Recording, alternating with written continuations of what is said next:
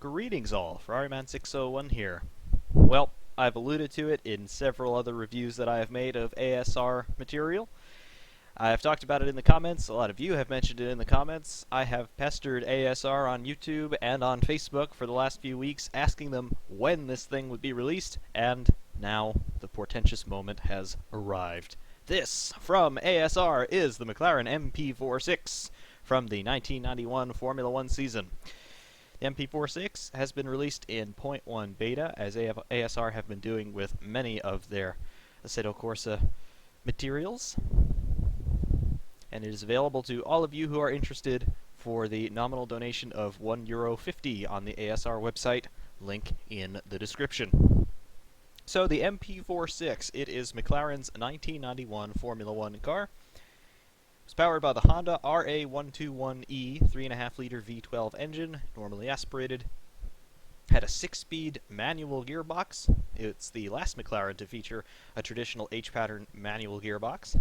And it was driven by Ayrton Senna and Gerhard Berger. The car raced also in the first couple of races of 1992, as the successor, the MP47A, wasn't quite ready yet. So over 18 races, this car won 8 of them, scored pole position for 10 of them, and scored fastest lap in 5 of them.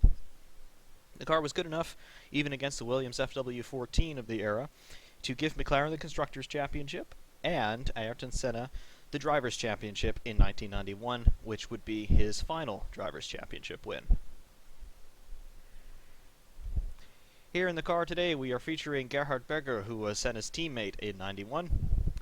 It's a little bit of an unwritten rule that I go by that I try not to feature likenesses of Senna too often in my videos, only because I don't feel that any sort of whatever that I could present is worthy of being attached to Senna in any sort of way. A lot of respect for him, of course, and I'm just not that good, so I don't want to be masquerading around as Senna, particularly when I can't even come within a prayer of doing something representative of what his abilities certainly were. In any event, though, the MP4 although it is in 0.1 beta, ASR have brought us very high expectations with their latest releases, and this one is no exception. Here we've got crisp modeling, crisp textures, very accurate shapes and scaling, things like that.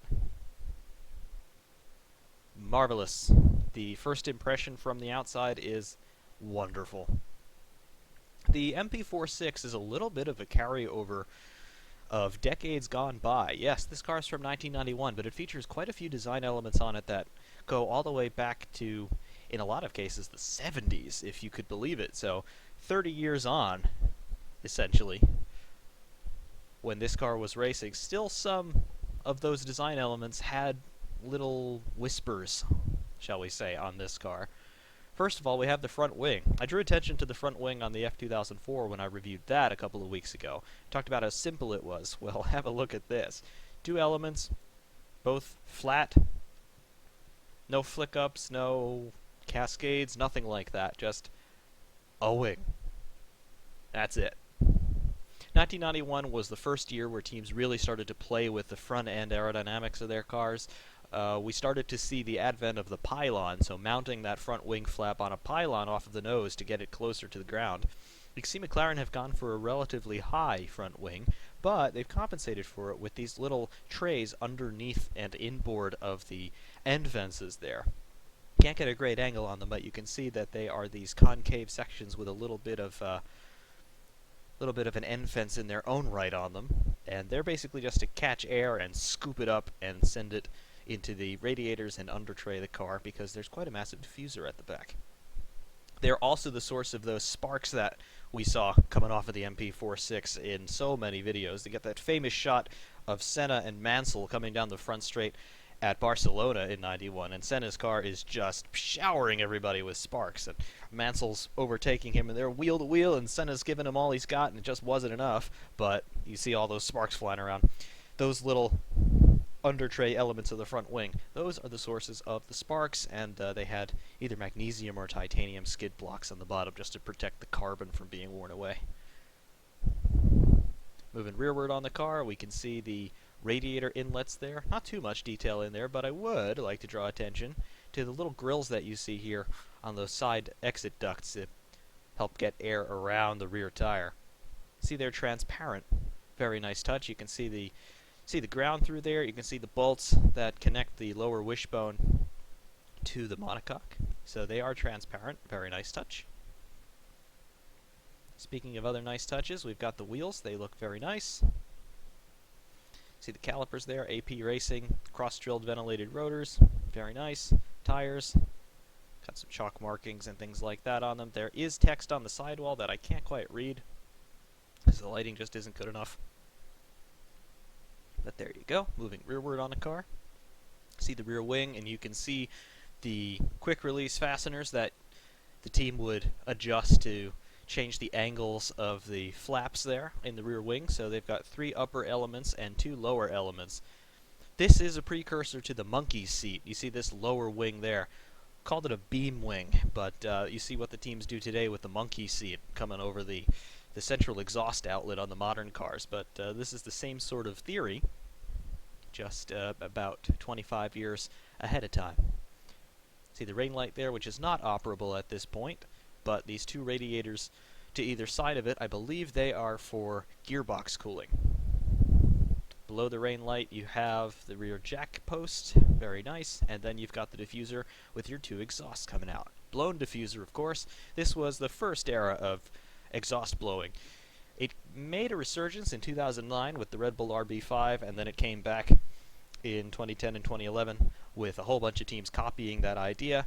Of course, I would say the Renault R31 was probably the most extreme example of that, with the front exit exhaust, trying to get those exhaust gases under the entire under tray.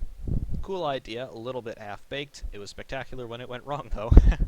And underneath the bodywork here, you can see a glimpse of that Honda V12, the exhaust coming out either side. You can also see some dampers there around the gearbox. Bell crank for the rear suspension, and then it would actuate those dampers vertically, as you can see. Packaging reasons, of course. Cockpit detail there. You can see the chassis plate there in the lower right of the cockpit from this angle. MP4.6. Moving vertically, you see Gerhard Berger. Helmet's nicely replicated. See the arm movement there. Very, very nice. And now in the cockpit itself. There's not all that much going on in here because we are talking 1991 technology.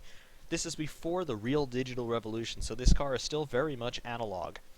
See the steering wheel there? It is essentially a road car steering wheel. You've got 4 buttons on it. I'm assuming one of them is an engine kill, and then you've got a radio button, and then you've probably got a couple other things. Not entirely sure what the equipment was on this car, but very simple. The left-hand side of the bulkhead, you can see some switches, one for the ignition, fire extinguisher, rain light, things like that. Over on the right-hand side, you see a brake bias adjuster and a gear lever, something that we don't see in Formula 1 anymore, or really any sort of high-end open-wheel racing series. Maybe it should make a comeback. I don't know.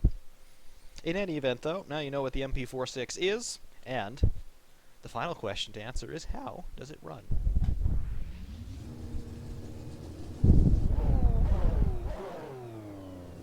Got the engine fired. First gear, and now we will bring up the revs, bring the clutch out very, very gingerly.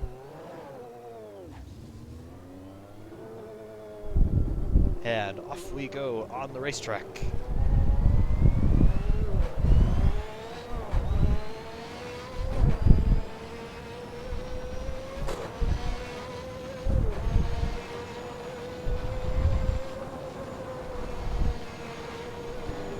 Going to be careful on this outlap here just to bring the tires and brakes up to temperature, because we were sitting in the pit lane for quite a while.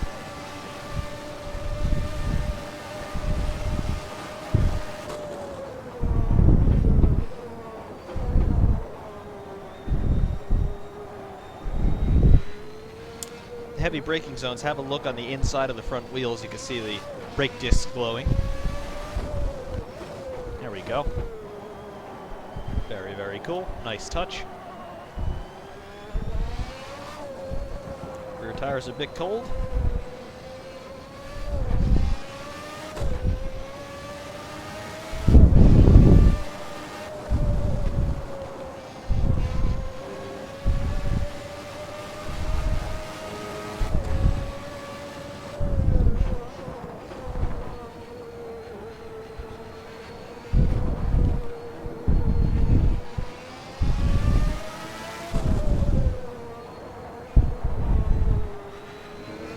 understeer there.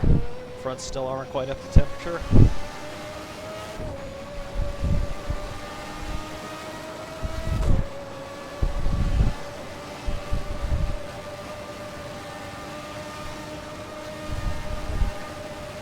Blanchimont's already flat out. Very nice. And into the bus stop. Well, if you didn't have any brake temperature before, now you certainly do. Start finish. Full power.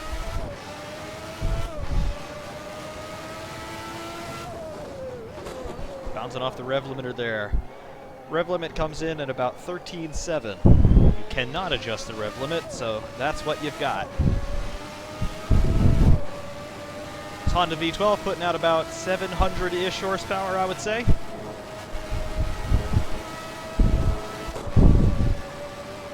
Certainly more than enough, because these cars were a lot lighter than the Formula One cars of today are.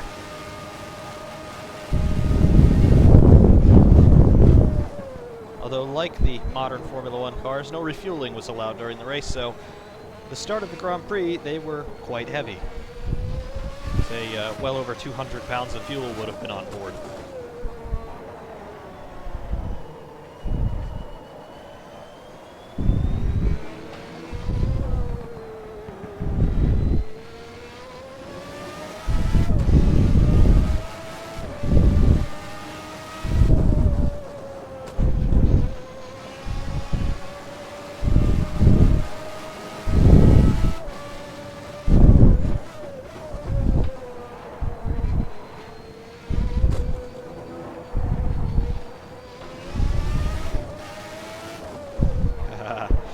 A little squirrely there over the curbs. In the car's defense, I did take a bit too much exit curb there.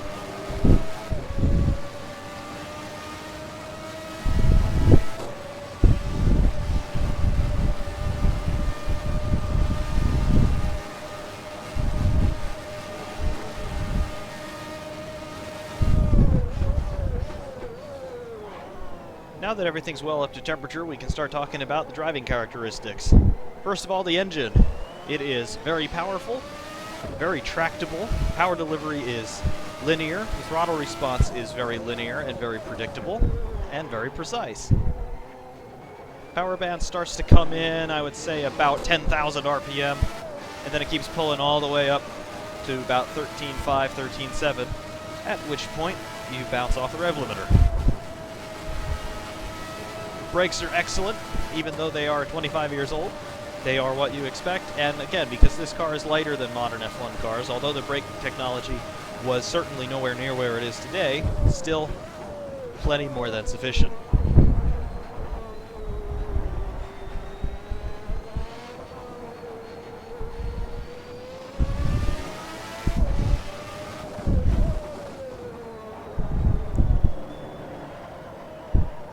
Overall handling. Well, this is the default setup. I've not done any setup work for our purposes here. So this is representative of what you get right out of the box. There is understeer. It's a trend that I've noticed in pretty much all of ASR's content. Again, it's probably to make these cars more accessible to some more inexperienced players, but there is understeer. You do have to compensate for it, and to be honest, it can get a little annoying, but it's nothing that you can't fix with a little bit of setup work.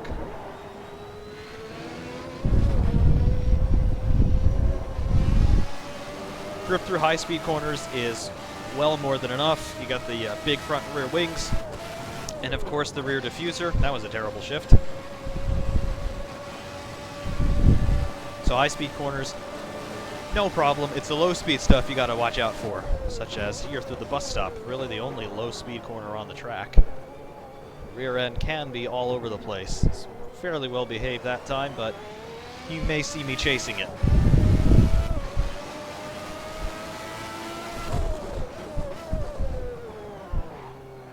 De La Source, the other low-speed corner on the track. You just got to watch feeding the power in, but it's nothing that you can't work with. Rouge, not a chance in hell of making this flat. But that's okay because these cars were not taking that corner flat. In fact, it's not until somewhat recently that F1 cars have been able to take that corner flat, so certainly not in 91.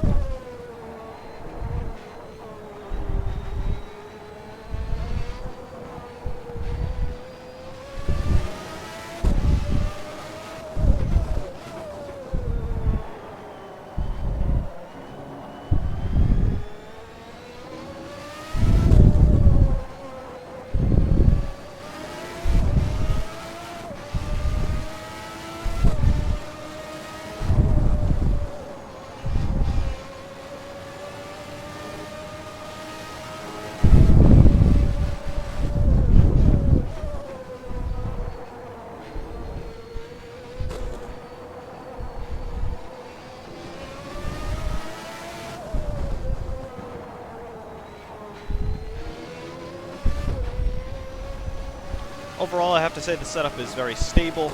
Certainly could be quicker with some work, but I'm not coming anywhere near spinning this thing. Certainly not in the high-speed stuff and the low-speed stuff. As long as you're careful, no problem there either.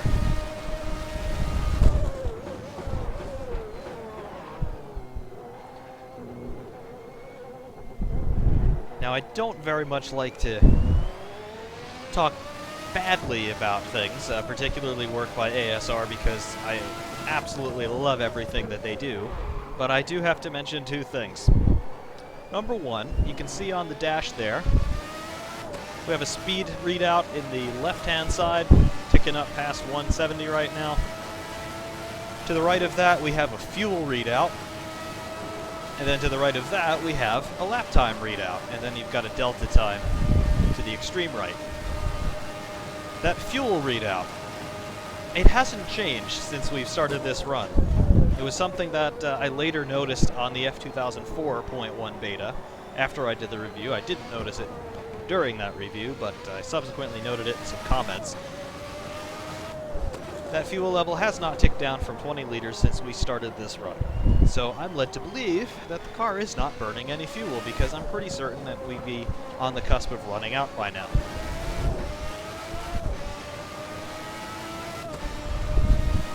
Now, it sounds like a small detail, yes, but it does take away from the realism a bit, because you set a car up and you approach a run thinking about the car's going to lose weight as you progress. And you make your setup accordingly and you drive according to that. And in a race, you time your pit stops to that, things like that. So if the car's not burning any fuel, you do lose that sense of realism. The good news is, those of you who like to do hot laps, you can just throw 1 liter in the tank and then pound around all day, and your only limiting factor is the tires, and the car is always running at 11 tenths. So, take it as you will. I am pretty sure in subsequent updates that will be rectified. The other thing that I have to mention, the sounds. One of the signature features, I would say probably the defining signature feature of the MP4-6, was the way it sounded. That Honda V12 just, it sounded like something was unleashed from the gates of holy hell. And it must have been absolutely terrifying to small children at Spa in 1991 when this thing came ripping through Eau Rouge, because it just, it sounds like terror, it really does. The sounds on this, I have to say, they are somewhat underwhelming. Senna in particular, the way that he blipped the throttle through the corners, you would hear a very sharp report from the engine as he's going through corners because of that throttle blipping. And the external shots that I will show you later on, after I'm done with my review piece, you don't get that. If anything, the engine is a little quiet and a little flat sounding. Also, I've noticed, because I've had other MP4-6 mods in R Factor and R Factor 2, I've noticed that the sounds are very similar, if not identical, to some of those mods that have been released for those sims. I think ASR made a 1991 Formula 1 mod for R Factor, and I know for a fact that they made an MP4-6 for R Factor 2, so I'm not surprised that they would recycle some older material. especially considering that I think there are only like 3 examples of this car in existence today in running condition. And high-quality samples back from 1991 probably don't exist, so somebody years ago probably synthesized this sound from whatever samples they could find, and then put this together. So I understand that, but the car does not sound like it should. It just doesn't. It is a criticism. I don't mean it in a bad light, but the sounds could be better. They truly could be. And again, you'll hear it on the external shots a little bit later on.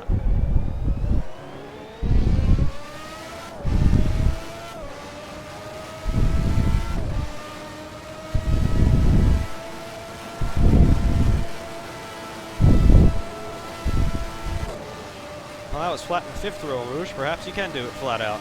I've also got a lot of downforce with this setup. Like I said, it's the default setup.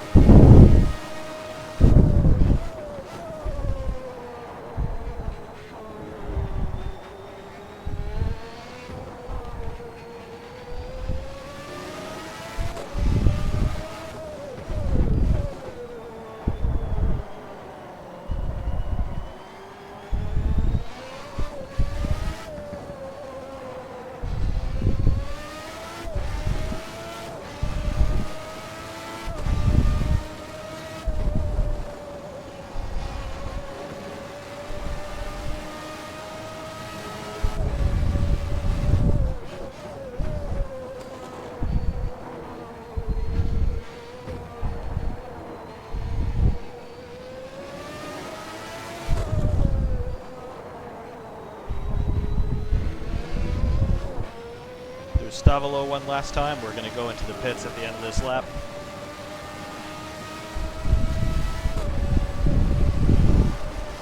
And one more time flat through Blanchiment.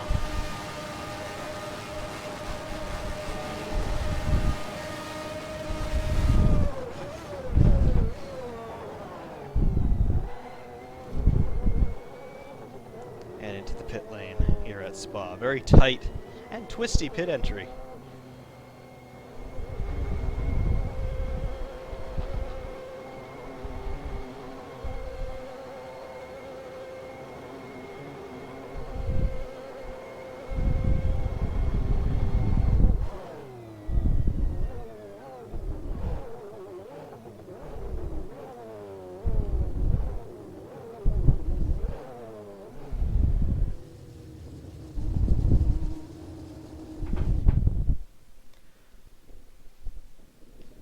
So that is the McLaren MP4 brought to us by ASR.